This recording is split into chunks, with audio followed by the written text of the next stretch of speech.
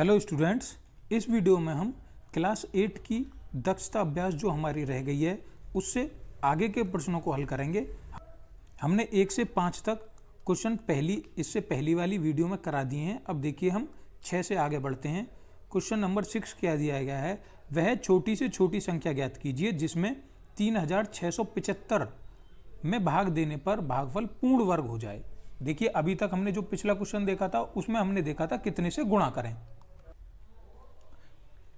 तो इसमें हम देखेंगे कि उस संख्या में हम कितने से भाग करें कि भाग देने के बाद जो भागफल आए हमारा वो पूर्ण वर्ग हो जाए। इसका मतलब हमारी ये संख्या क्या है, ये पूर्ण वर्ग नहीं है। तो देखिए इसे गुणनखंड विधि से हल करते हैं।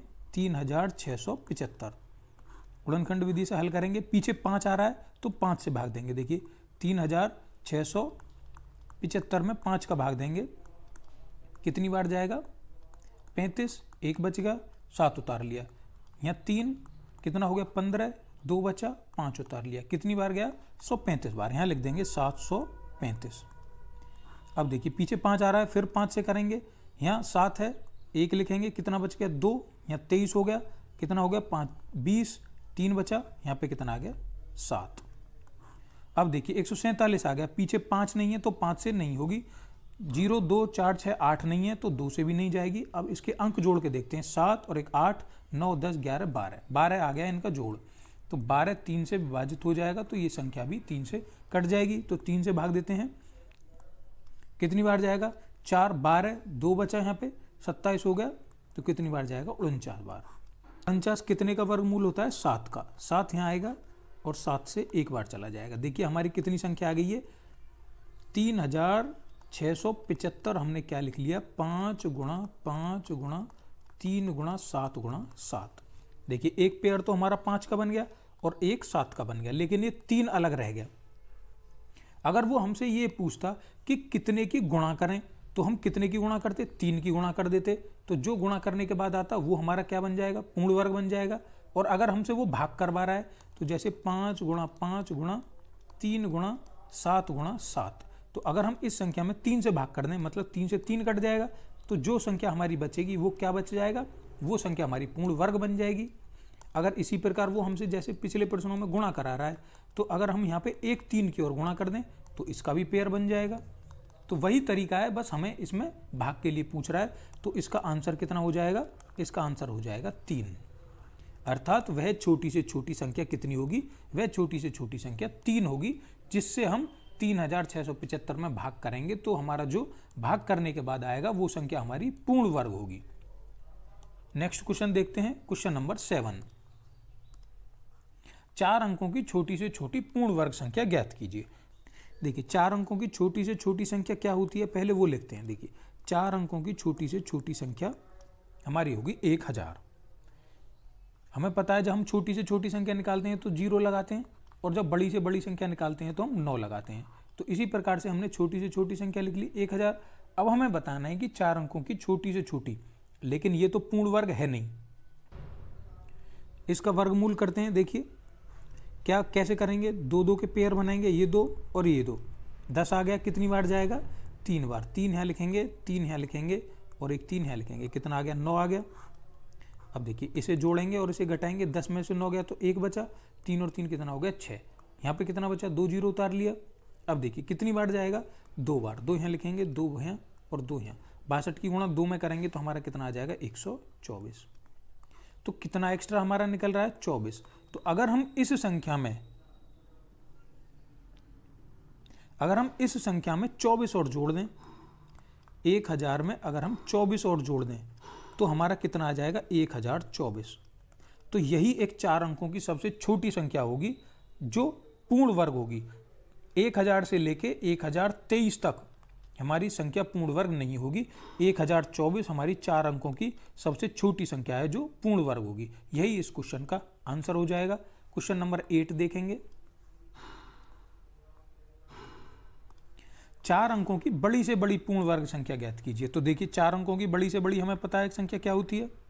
देखिए 4 अंकों की बड़ी से बड़ी संख्या लिखते हैं। 4 अंकों की बड़ी से बड़ी मतलब सबसे बड़ी कि बड़ी से बड़ी का मतलब क्या होता है, सबसे बड़ी संख्या।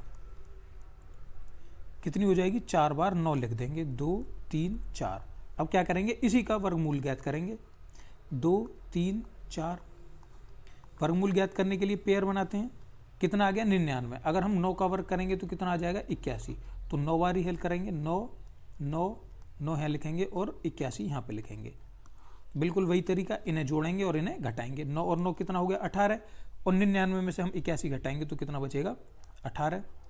और संख्या कितनी उतर जाएगी, 99 उतर जाएगी। अब देखिए 18 के आगे हम क्या ऐसी संख्या लिखें और जिसकी गुणा करें हमारा इसके आसपास आ जाए, इससे ज़्यादा नहीं होना चाहिए, इससे कम रह जाए या इसके बराबर हो जाए। देखिए 9 से गुणा करते हैं, 9 यहाँ लिखेंगे और 9 यहाँ लिखेंगे।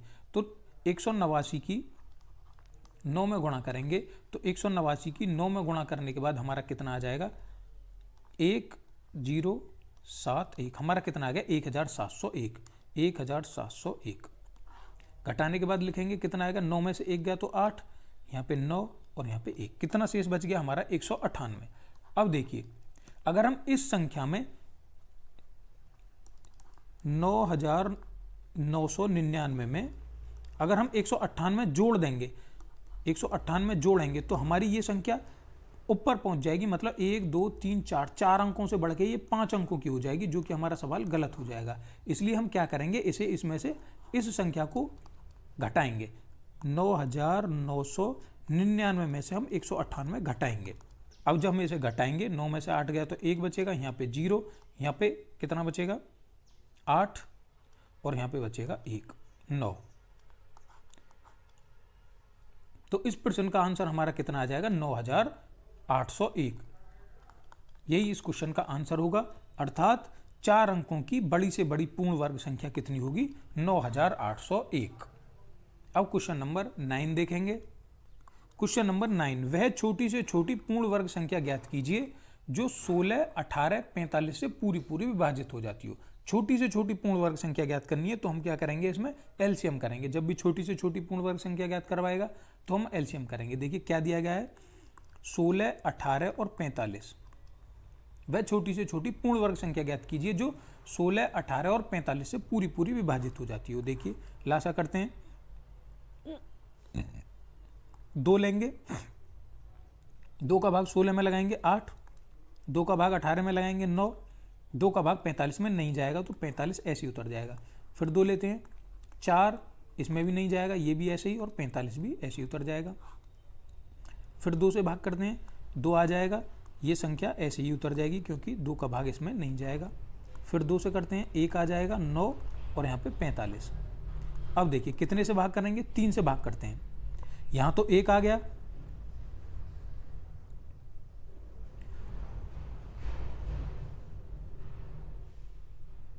नौ में भाग करेंगे, यहाँ कितना आ जाएगा 3, और 45 में 3 का भाग करेंगे तो कितना आ जाएगा 15। फिर 3 से भाग करते हैं, 1 तो ऐसे ही रहेगा, यहाँ 1 आ जाएगा और यहाँ पे 3 का भाग 15 में करेंगे तो 5 आ जाएगा। कितना बचा, 5 बचा, और हमारी तीनों संख्याएं 1 1 1 आ गई। अब देखिए अब हम क्या करेंगे, पेयर बनाएंगे। देखिए क्या आ गया हमारा, 2, इन दोनों का एक पेयर बन गया, इनका एक पेयर बन गया, इसका एक पेयर बन गया, 5 बचा। अब देखिए लिखते हैं 2 गुणा 2 गुणा 2 गुणा 2 गुणा 3 गुणा 3 और गुणा 5। पेयर बन गया इन दोनों का, इन दोनों का, इन दोनों का, ये हमारा बच गया। तो वो 18 और 45 से पूरी विभाजित हो जाती हो। तो हम यहाँ लिखेंगे, देखिए अगर हम संख्या 5 को उसकी गुणा कर दें तो हमारा जो भी गुणनफल आएगा वो हमारा पूर्ण वर्ग हो जाएगा। इस संख्या में 5 की ओर गुणा कर दें, जो हमारा दिया गया है, जो ये हमारे आए हैं पेयर, अगर हम इसमें 5 की ओर गुणा कर दें, मान लिया हमने यहाँ 5 और लिख दिया, तो ये जो हमारा होगा ये क्या होगा, पूर्ण वर्ग होगा। अब गुणा करके लिखते हैं, इनका कितना आएगा, 2 की 2 में करेंगे 4, 4 की 2 में करेंगे 8, 8 की 2 में करेंगे 16, 16 की गुणा 5 में करते हैं, कितना हो जाएगा 80, और 3 की 3 में करेंगे 9, और 9 की 5 में करेंगे, जो यहाँ पर आया 45। तो 80 की गुणा अगर हम 45 में करेंगे तो हमारा कितना आएगा 3600। 3600 हमारा इस प्रश्न का आंसर आ जाएगा। तो हमारी 3600 जो सी संख्या आई है, ये हमारी क्या है, 16, 18 और 45 से पूरी तरह विभाजित हो जाएगी। मतलब 3600 का अगर हम 16 में एक बार भाग लगाएंगे तो भी संख्या पूरी तरह कट जाएगी। अगर 3600 में हम 18 का भाग लगाएंगे तो भी हमारी संख्या पूरी तरह कट जाएगी। और अगर 45 का भाग लगाएंगे 3600 में तो भी संख्या पूरी पूरी कट जाएगी। तो यही इस क्वेश्चन का हमारा 3600 आंसर हो जाएगा। क्वेश्चन नंबर 10 देखेंगे। क्या दिया गया है, एक टोकरी में 1250 फूल हैं। एक व्यक्ति किसी नगर के प्रत्येक मंदिर में उतने ही फूल चढ़ाता है जितने कि उस नगर में मंदिर हैं। यदि उसने कुल 8 टोकरी फूल चढ़ाए हों तो बताइए उस नगर में कुल कितने मंदिर हैं। देखिए एक टोकरी में उसके में कितने फूल हैं, 1250 फूल हैं। तो वो क्या कर रहा है, उस नगर में जितने मंदिर हैं उनमें उतने ही फूल चढ़ा रहा है। देखिए टोकरी में फूल, कितने फूल हैं उसकी टोकरी में, 1250 फूल हैं। अब वो क्या काम कर रहा है, 1250 फूल हैं, अब उसने 8 टोकरी फूल चढ़ाए हैं। तो 8 टोकरी फूल चढ़ाए तो उसने कितने फूल चढ़ा दिए, उसने 8 टोकरी में फूल, तो उसने कुल कितने फूल चढ़ा दिए। अगर हम 1250 में 8 की गुणा कर दें तो हमारा पता चल जाएगा कि उसने हमारे इतने फूल उसने चढ़ा दिए। तो जब हम 1250 में 8 की गुणा करेंगे तो हमारा कितना आ जाएगा, 10,000 आ जाएगा। तो उस व्यक्ति ने 10,000 फूल चढ़ा दिए। हमें बताना है कि उस नगर में मंदिरों की संख्या कितनी होगी। क्या करेंगे, 10,000 का हम वर्गमूल निकालेंगे। देखिए गुणनखंड विधि से निकालते हैं। 2 का भाग देंगे, 5 का भाग कर लेते हैं, थोड़ा छोटा पड़ेगा। 5 का भाग 10 में करेंगे 2, और बाकी की ये 3 जीरो ऐसे ही आ जाएंगे, 1 2 3। फिर 5 का भाग करेंगे, 4 बार गया, ये 2 जीरो ऐसे ही आ जाएंगी। फिर 5 का भाग करेंगे, 8 बार गया, 1 जीरो ऐसे ही आ जाएगी। फिर 5 का भाग करेंगे, कितनी बार जाएगा, 16। अब ये 5 बार नहीं जाएगा, कितनी बार करते हैं, 2 बार। कितनी बार गया, 8। फिर 2 का भाग करेंगे, कितना गया, 4। 2 का भाग करेंगे 2, और फिर 2 का भाग करेंगे 1। अब देखिए पेयर बनाएंगे, एक ये बन गया, एक ये बन गया, एक यहाँ पे और एक यहाँ पे। इसे लिखेंगे इन दोनों की जगह पर 1, इन दोनों की जगह पर 1, इसकी जगह पर भी 1 और इसकी जगह पर भी 1 लिखते हैं। गुणा करके कितना आएगा, 5 गुणा 5 गुणा 2 गुणा 2। गुणा करते हैं, 2 की 2 में करेंगे 4, 4 की 5 में करेंगे 20, और 20 की 5 में करेंगे तो कितना आ गया, 100। तो हमारा 10,000 का वर्गमूल हमारा कितना आ गया, 100 आ गया। तो इस प्रकार हम कह सकते हैं कि उस व्यक्ति ने 100 मंदिरों में 100 फूल चढ़ाए हैं, क्योंकि उस वहाँ पर नगर में जितने मंदिर हैं वो हर एक मंदिर में उतने ही फूल चढ़ा रहा है। तो हमारे फूल कितने आ गए थे, 10,000 आ गए थे। तो उसने 10,000 फूलों को किस तरीके से चढ़ाया, एक मंदिर में उसने 100 फूल चढ़ाए और नगर में 100 ही मंदिर थे। तो हमारे कुल कितने फूल चढ़ गए, उसके 10,000 फूल चढ़ गए। यही इस क्वेश्चन का आंसर आ जाएगा कि उस नगर में कितने मंदिर थे, 100 मंदिर थे। यही इस क्वेश्चन का आंसर हो जाएगा, 100।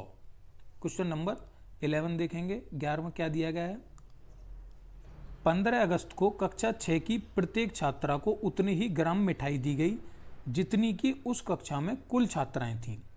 हर जितनी क्लास में स्टूडेंट हैं, छात्राएं हैं, उन्हें उतनी ही मिठाई दी जा रही है।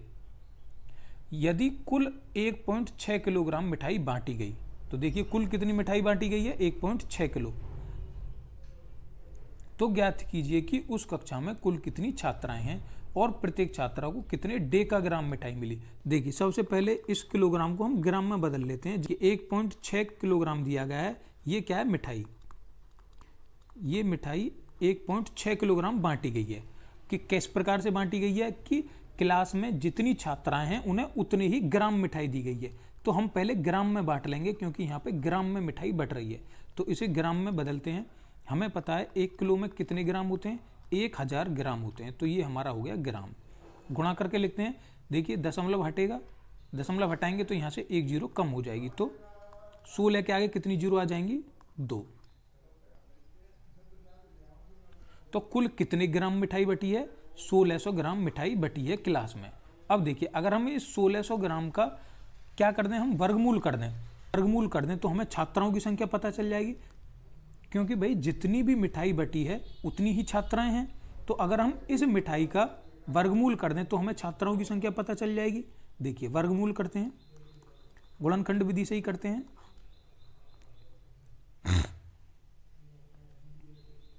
2 का भाग करेंगे कितना जाएगा, 800। फिर 2 का भाग करेंगे 400। फिर 2 का भाग करेंगे 200। फिर 2 का भाग करेंगे 100, फिर 2 का भाग करेंगे 50, फिर 2 का भाग करेंगे 25, अब 5 का भाग करेंगे 5 और 5 का भाग करेंगे 1। अब हम क्या करेंगे, इनके जोड़े बनाएंगे। एक ये बन गया, एक ये बन गया, एक ये और एक ये। जोड़ा बनाने के बाद लिखेंगे यहाँ पर कितना आ जाएगा, 1600 का अगर हम वर्गमूल कर रहे हैं तो हमारा कितना आ जाएगा, 2 गुणा 2, इसका 1 2, इसका 1 2, इसका 1 2 और इसका 1 5। 2 गुणा 2 गुणा 2 गुणा 5। गुणा करने के बाद लिखेंगे 2 की 2 में करी 4, 4 की 2 में करी 8 और 8 की 5 में करी कितना आ गया, 40। तो ये हमारा 40 क्या आ गया, ये हमारी क्या, हमने क्या निकाला, छात्राएं। ये हमारी आ गई छात्राएं। या तो ये कह लो ये छात्राएं हैं, या ये कह लो ये इतने ग्राम मिठाई है, क्योंकि दोनों बराबर हैं। जितनी छात्राएं हैं उतनी ही ग्राम मिठाई बट रही है। तो हम इसे लिख सकते हैं कुल छात्राओं की संख्या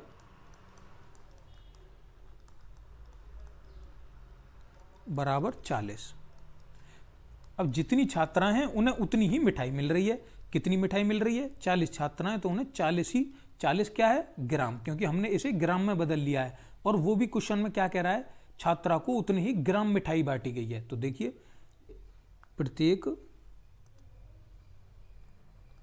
प्रत्येक छात्रा को मिली मिठाई, प्रत्येक छात्रा को कितनी मिठाई मिली, 40 छात्राएं और 40 छात्राओं को बराबर बराबर ही मिठाई मिली है। तो कितनी मिठाई मिल गई, 40 ग्राम, क्योंकि हमने वो ग्राम में ही कह रहा है। अब आगे क्या कह रहा है, यदि उस कक्षा में कुल कितनी छात्राएं हैं, ज्ञात कर लिया हमने। कितनी छात्राएं, 40 छात्राएं हैं।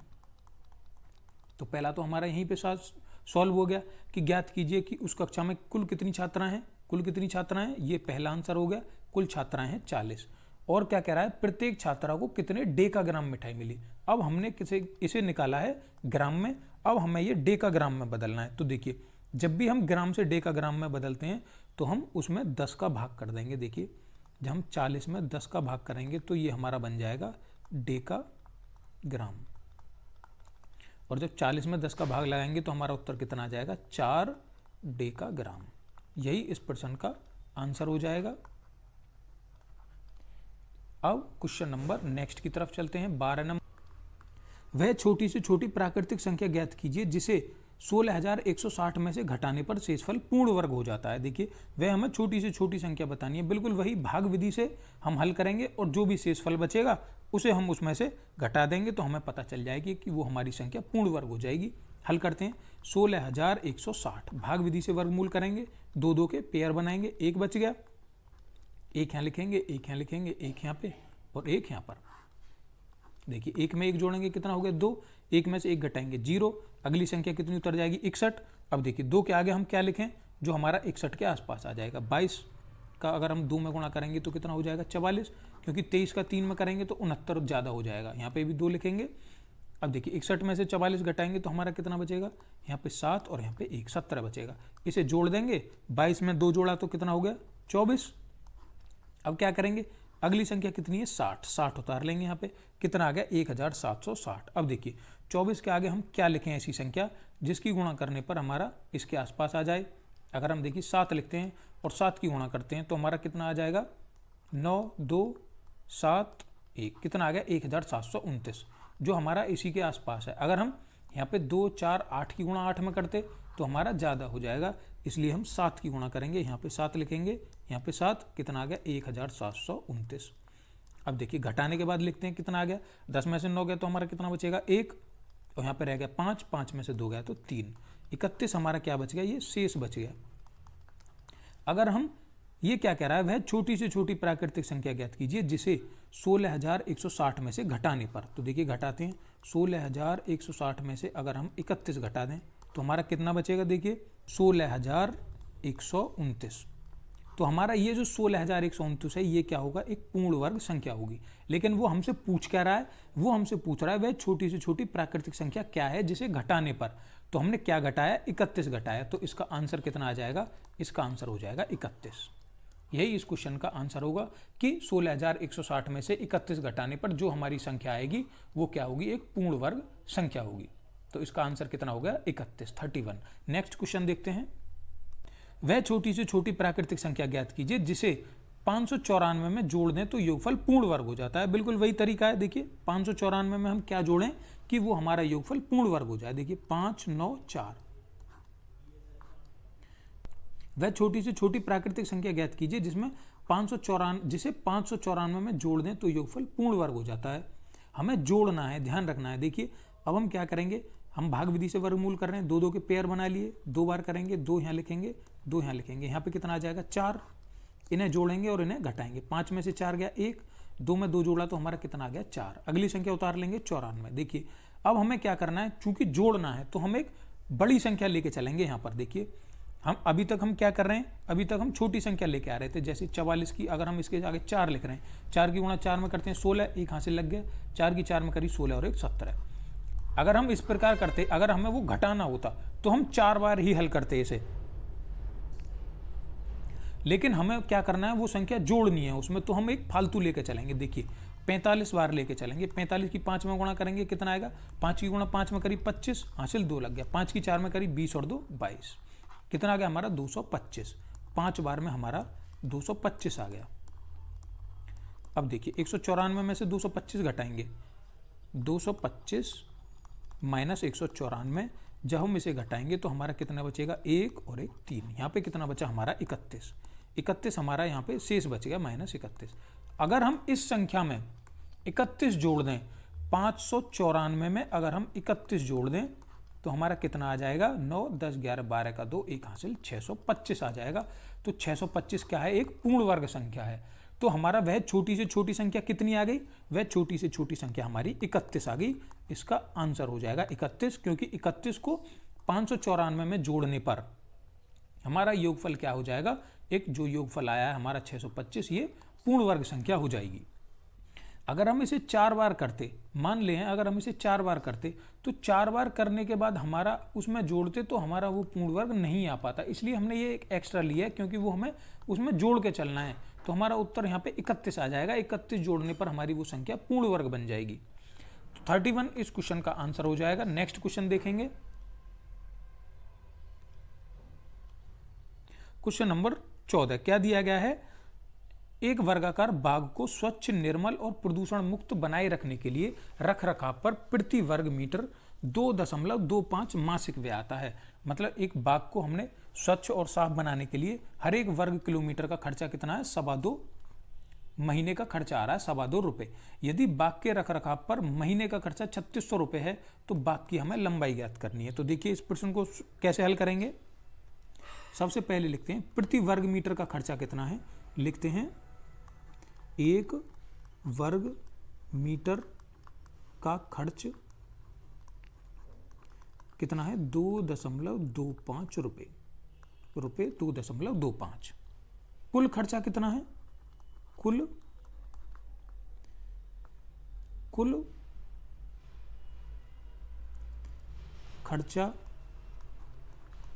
खर्चा कितना हो रहा है, ₹3600 का। देखिए 1 वर्ग मीटर का खर्चा हो रहा है 2.25 रुपये और कुल खर्चा हमारा हो रहा है 3600 रुपये। अब देखिए बच्चों क्या करेंगे, हम यहाँ से कुल क्षेत्रफल निकालेंगे। कुल क्षेत्रफल, देखिए कुल क्षेत्रफल कैसे निकलेगा, जब हम इस 3600 में, अगर हम 3600 में 2.25 का भाग लगा दें तो हमारा कुल क्षेत्रफल निकल आएगा। यहाँ से 3600 बटे 2.25, नीचे से दशमलव हटाएंगे तो ऊपर जितने अंक हैं उतनी जीरो बढ़ जाएंगी, 2 जीरो बढ़ गई। कितना आ जाएगा 36 1 2 3 4 जीरो बटे 225, तो हमारा आ जाएगा 1600 वर्ग मीटर। अब देखिए ये हमारा आ गया वर्ग का क्षेत्रफल। अब हमें पता है वर्ग का क्षेत्रफल क्या होता है। वर्ग का क्षेत्रफल का सूत्र क्या होता है, वर्ग का क्षेत्रफल बराबर भुजा की घात 2। अब इसे कैसे हल करेंगे, वर्ग का क्षेत्रफल कितना आ गया 1600 बराबर भुजा की घात 2। अब देखिए भुजा की घात 2 है तो जब हम यहाँ से वर्ग हटाएंगे तो इधर क्या लग जाएगा, वर्गमूल लग जाएगा। 1600 बराबर भुजा, और यहाँ से भुजा कितनी आ जाएगी, 1600 को हम क्या लिख सकते हैं 40 गुणा 40, तो इसकी भुजा कितनी आ गई 40 मीटर, क्योंकि ये वर्ग मीटर में चल रहा है अभी तक, क्योंकि प्रति वर्ग मीटर दिया गया है, तो इसका उत्तर यहाँ पर कितना आ जाएगा 40 मीटर। तो उसकी एक भुजा कितनी है 40 मीटर की उसकी एक भुजा है, और उसका क्षेत्रफल कितना है 1600 वर्ग मीटर उसका क्षेत्रफल है, और 1600 वर्ग मीटर पर हमारा कुल खर्चा कितना आ रहा है 3600, और 1 वर्ग मीटर पर हमारा खर्चा कितना आ रहा है 2.25 रुपये। 40 मीटर इस क्वेश्चन का आंसर हो जाएगा। क्वेश्चन नंबर नेक्स्ट देखते हैं। स्वतंत्रता दिवस के अवसर पर बच्चों द्वारा एक गांव में 289 वृक्ष लगाए गए। प्रत्येक क्यारी में उतने ही वृक्ष लगाए गए जितनी क्यारियां थीं। तो बिल्कुल वही क्वेश्चन है, इसका वर्गमूल करेंगे 289 का वर्गमूल करेंगे। पहले इसकी थोड़ी सी थ्योरी लिखते हैं। देखिए, लगाए गए वृक्षों की संख्या कितनी है, लगाए गए वृक्षों की संख्या बराबर 289,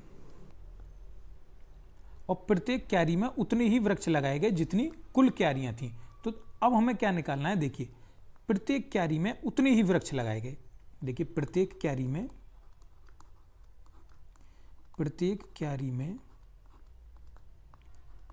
लगाए गए वृक्ष कितने हो जाएंगे। अगर हम इसे ऐसे लिखते हैं, प्रत्येक क्यारी में अगर हमने √289 वृक्ष लगाए, क्योंकि हमें उसका वर्गमूल ज्ञात करना है, भाई उतने ही वृक्ष लगाए जा रहे हैं जितनी क्यारियां हैं। तो अगर हम 289 को हमें पता है 17 × 17 लिख दें, तो हम क्या कह सकते हैं 17 ही वृक्ष लगाए गए और 17 ही क्यारियां थी। तो हमारा कितना आ जाएगा 289 आ जाएगा। इसीलिए हम क्या कर रहे हैं 289 का वर्गमूल ज्ञात कर रहे हैं। तो इसका उत्तर कितना आ जाएगा, प्रत्येक क्यारी में कितने वृक्ष लगाए गए 17 वृक्ष लगाए गए, क्योंकि 289 17 का वर्गमूल है। यही इस क्वेश्चन का आंसर आ जाएगा। इसी के साथ आपकी ये एक्सरसाइज यहाँ पे समाप्त होती है। अगर आपको ये वीडियो अच्छी लग रही है और आपको इस चैनल पर कोई भी कंटेंट थोड़ा भी हेल्पफुल लग रहा है, तो आप हमारी वीडियो को लाइक कर सकते हैं और चैनल को सब्सक्राइब कर सकते हैं, और आप अपने जानने वालों को भी इस चैनल के बारे में बता सकते हैं। आप सभी का वीडियो देखने के लिए धन्यवाद।